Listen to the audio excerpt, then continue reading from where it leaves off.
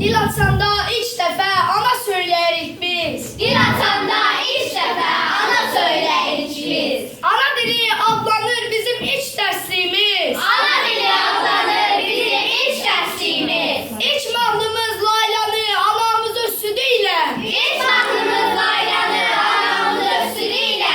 İçirir ruhumuza bu dildə cilə-cilə. İçirir ruhumuza bu dildə cilə-cilə.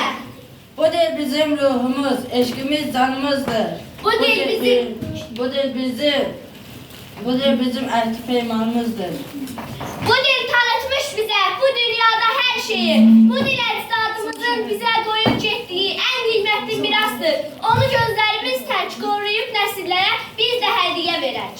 Bizim uca dağların sonsuz əzəmətindən, yatağında sığmayan çayların hiddətindən, bu torpaqdan, bu yerdən, elin bağından qopan yanıqlı nəğmələrdən. Güllərin əşlərindən, çiçəklərin iyindən, mil düzünün muğamın sonsuz genişliyindən.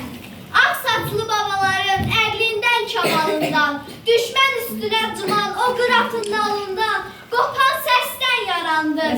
Sən xalqımın aldığı ilk nəfəsdən yarandın. Ana dilim səndədir, xalqın əqli hikməti. Ərəb oğlum məzlum dərd səndə dil atmış.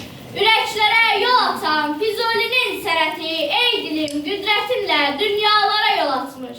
Səndə mənim xalqımın qəhrəmanlıqla dolu tarixi ibarətlanır. Səndə neçə min ilim mənim mədəniyyətim, şan-şöhrətim saxlanır. Ey öz doğma dilində